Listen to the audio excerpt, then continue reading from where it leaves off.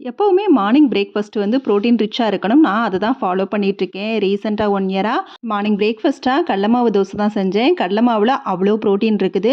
கடல மாவோட தேவையான அளவு உப்பு, மஞ்சள் தூள், மிளகாய் தூள், பொடிசா கட் பண்ண பெரிய வெங்காயம், கொடமிளகா, தக்காளி, கருவேப்பில, புதினா இலை, துருவின இஞ்சி, கேரட், கொஞ்சமா பெருங்காயம், சீரகம், சோம்பும் சேர்க்கணும். நான் இன்னைக்கு அத சேர்க்கல. தண்ணி ஊத்தி கட்டி இல்லாம கலந்துக்கலாம். அடப்பக்குவத்துல தான் எப்பவுமே வந்து கலந்துப்பேன். இன்னைக்கு கொஞ்சம் தண்ணியா கலந்துட்டு தோசை மாவு பதத்துல ஊத்தாப்பம் மாரி ஊத்தி மூடி வச்சு மீடியம் ஃப்ளேம்ல வேக வைக்கணும். அப்பதான் நல்லா குக் ஆகும். கடைசியா மிளகுத்தூள் சூவி இறக்கிட்டோம்னா சூப்பரான கடல மாவு தோசை ரெடி.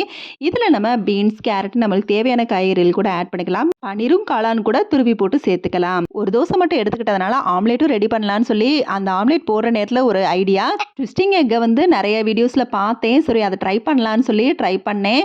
என்ன கை சுத்தினதுக்கு பதிலா தோசை பேனை கொஞ்சம் சுத்திருந்தா இன்னும் கொஞ்சம் நல்லா வந்திருக்கும். தப்பு பண்ணாதானே பெர்ஃபெக்ட் ஆக முடியும். இதுவே பார்க்க ஃப்ளார் டெக்கரேட் பண்ண மாதிரி இருந்துச்சு.